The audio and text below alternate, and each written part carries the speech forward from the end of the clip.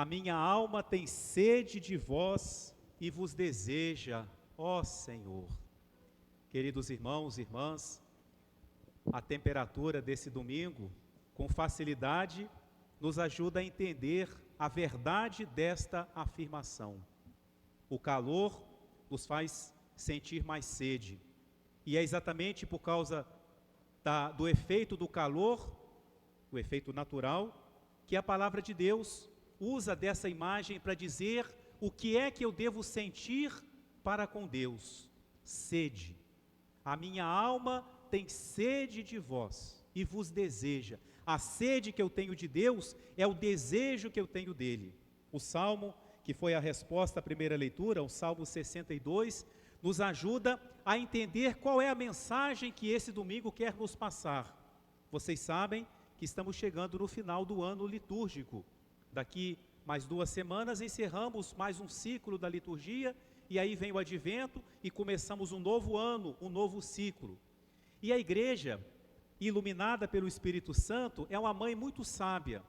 Alguns assuntos não são assunto da pregação de cada domingo, mas eles precisam de vez em quando serem lembrados, ainda que seja uma vez por ano. E a igreja sempre faz isso. Quando chega nessa época final, nessa etapa final do ano litúrgico, a igreja aproveita que é o final para nos falar daquelas últimas coisas que vão nos acontecer. A primeira leitura fala da busca da sabedoria. São Paulo explica para os Tessalonicenses a realidade da morte, da ressurreição e da vinda de Cristo. E o Evangelho nos fala exatamente dessa expectativa pelo noivo, por Cristo que vai chegar. Mesmo que a gente não aceite que a pessoa ficasse revoltada, mas ninguém pode negar que a nossa vida nessa terra não é para sempre. Você pode não concordar, você poderia morrer revoltado. Eu queria viver para sempre, eu não quero morrer. Eu lembro quando eu era seminarista, e um padre que foi meu professor, ele contava, muito comovido, que ele foi chamado para dar assistência a uma moça que estava morrendo, e ela gritava assim: mãe, eu não quero morrer, eu não quero morrer. E morreu. Por mais que a gente não aceitasse, não aceite, é uma realidade. Padre, que assunto é esse? Calma, calma. Exatamente, eu inicio com essa reflexão para dizer para a gente a grande diferença entre quem tem fé, quem tem esperança e quem não tem. É uma realidade, a vida terrena é passageira. São Paulo nos lembra na segunda leitura: se eu não tiver fé, se eu não tiver esperança, se eu não acredito em nada que vai vir, a vida se torna uma contagem regressiva rumo à morte, rumo ao fim. Tudo vai acabar. Quantos anos você tem? Quem não tem fé vai falar: não, eu não tenho tantos anos, eu já tive. Eu tenho menos 40 anos, eu tenho menos 50 anos. Uma visão de quem não tem fé. Mas para nós que temos fé, e devemos agradecer a isso, para nós que temos esperança, a nossa vida não é uma contagem regressiva rumo à morte. A nossa vida é uma contagem regressiva sim, mas rumo à vida, rumo a Deus. Vai ser simplesmente uma mudança. Vida temporal para a vida eterna. Corpo corruptível para corpo incorruptível. Vai ser uma mudança. E nós, queridos irmãos e irmãs, e aí vem o Salmo nos ajudar, nós temos que desejar isso. A minha alma tem sede de vós. Nós temos que desejar isso. São Paulo exatamente tenta explicar para os cristãos tessalonicenses essa questão da vinda de Cristo. Lá no início da igreja, do cristianismo, os cristãos entendiam: Jesus vai voltar. Mas eles imaginavam que seria logo. Então muitos que até tinham visto Jesus, imaginavam assim: eu não vejo a hora que ele vai voltar, porque eu quero vê-lo de novo. Muitos que não conheceram diretamente Jesus, ainda aqui na terra, mas ouviram daqueles que o conheceram e diziam: nós queremos que ele volte, porque nós queremos vê-lo, eu quero me encontrar com ele. E o que aconteceu? O tempo foi passando e Jesus não voltava. Os primeiros cristãos, não é? Então muitos começaram a ficar meio decepcionados E muitos começaram a desanimar daquela expectativa feliz pela vinda de Jesus. Jesus não vem, o tempo está passando e ele não vem. Porque eles imaginavam uma data imediata, imaginavam que podiam saber a hora, esqueceram o que Jesus fala hoje no Evangelho: não sabeis qual será o dia, e mesmo que vocês soubessem o dia, vocês não sabem a hora, eu não vou falar. E por que Jesus não fala? Porque ele é ruim? Não! Uma coisa que é muito boa, que às vezes acontece na nossa vida, é quando nos fazem uma surpresa, não é? Seu aniversário, parece que ninguém se lembrou, dali a pouco você entra na sala, em algum lugar, está todo mundo lá, parabéns para você, e você fica feliz, nossa, que surpresa, eu não estava imaginando, eu não esperava isso. É uma surpresa. Jesus quer nos fazer uma surpresa, por isso ele não falou que horas, nem que dia, nem que horas ele vai chegar, ele quer nos fazer uma surpresa. Porém, se a gente não viver o que ele fala, aí vai vir o Evangelho, a surpresa pode se transformar num susto. E ele não quer nos assustar.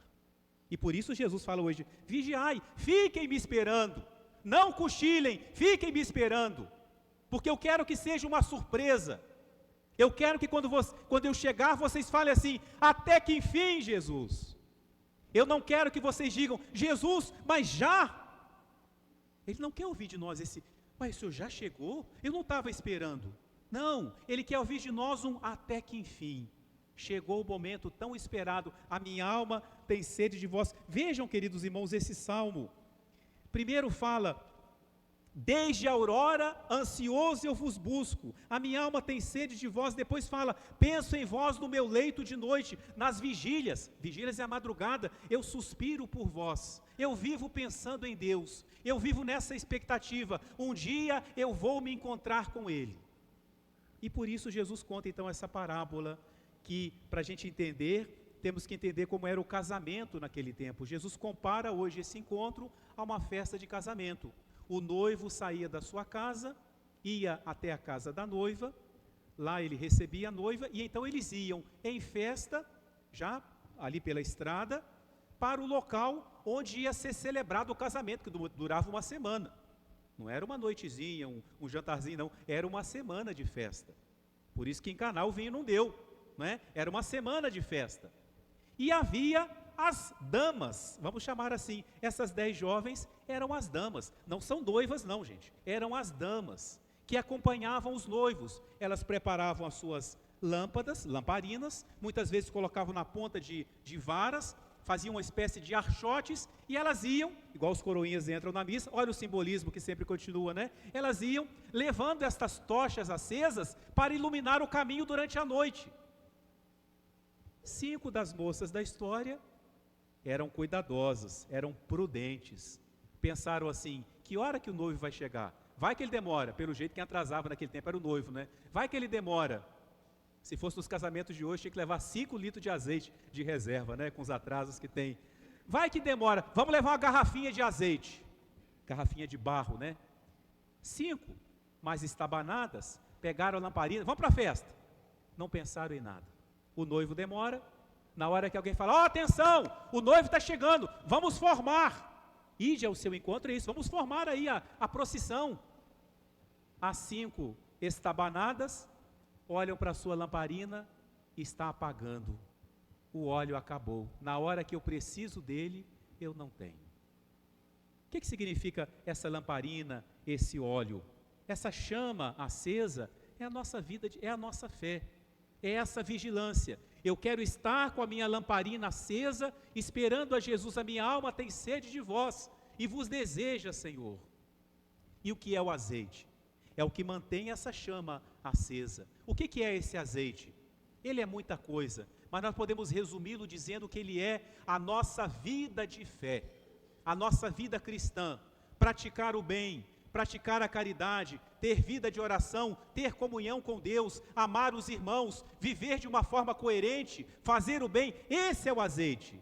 O que mantém a minha lamparina acesa é quando eu tenho essa vida cristã. Eu não preciso ficar toda hora pensando assim: Jesus vai chegar. Não, mas se eu levo a minha vida cristã dessa forma, eu vivo nessa expectativa, eu vivo para Ele, eu vivo em função dEle, e por isso a chama está sempre acesa, né? Então esse é o sentido.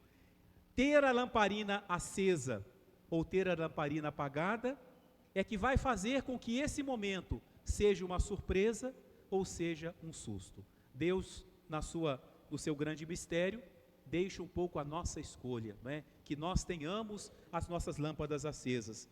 Mas para terminar, tem um detalhe nessa história que talvez incomode a muita gente, porque Jesus ensinou muito a gente a dar aos outros aquilo que nós temos, a dar àquele que não tem, a partilhar, a dividir. E o que nós vemos nessa história? 5 moças têm a garrafinha de azeite, e as outras 5 não têm. Falei, vocês têm azeite, dividam com a gente, partilhem. E o que Jesus coloca na história? E Jesus não coloca dizendo que está errado, ele coloca dizendo que é para fazer assim. Elas falaram, de jeito nenhum, esse azeite é nosso. E como é que fica agora o evangelho que nos ensina a dividir, a partilhar? A mensagem desta parábola não é a partilha. A mensagem dessa parábola agora não é pensar no irmão. Jesus nessa história está falando de algo que se eu não fizer, se você não fizer, ninguém pode fazer por nós. A nossa salvação, o nosso encontro com Jesus é intransferível. Essa garrafinha de azeite, ou eu tenho, ou ninguém pode me dar. O alimentar a chama da minha fé, eu é que tenho que fazer. Elas falam, vão aqueles que vendem, você tem que ir, você tem que procurar. As pessoas podem nos ajudar, a igreja nos ajuda, o próprio Deus nos ajuda. Mas se nós não fizermos aquilo que é para nós fazermos, ninguém vai fazer por nós. Ninguém vai nos pegar no colo e nos colocar no céu.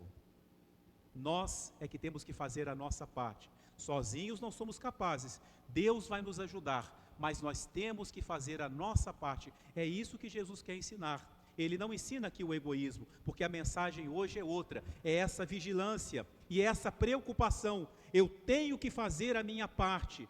Deus não vai fazer milagre para suprir a minha preguiça, o meu descuido. O que depende de mim, eu tenho que fazer. Então, queridos irmãos, que esse domingo nos sirva para reacender em nosso coração essa chama, a chama da expectativa. Eu quero um dia encontrar com Jesus. Eu quero vê-lo. Talvez quando a gente fale isso, lá dentro de nós pode vir uma mistura de um sentimento de medo, de receio, de insegurança. Então a gente faz essa reflexão para nos perguntarmos, por que eu teria medo? Há alguma coisa na minha vida que talvez eu precise mudar? É para isso que eu reflito. Não para ser dominado pelo medo, mas para canalizar, conduzir a minha vida para esse encontro. Daqui a pouquinho, sobre o altar, Jesus virá, mas virá de uma forma invisível. E o que é que nós vamos falar quando Ele vier ao altar? Vinde, Senhor Jesus. A gente podia falar, mas Ele acabou de chegar, mas Ele veio invisível. E Ele vem invisível para me sustentar, para me fortalecer, mas Ele quer que eu alimente no meu coração esse desejo. Eu quero te ver, Jesus, eu quero me encontrar contigo. Que Deus nos dê a graça de quando nós dissermos durante a missa, vinde, Senhor Jesus, que essa palavra brote do mais profundo do nosso coração, exatamente da mesma forma como falamos no Salmo, a minha alma tem sede de vós, vinde, Senhor, porque ninguém, nem nada pode saciar essa sede que existe dentro de mim. Amém.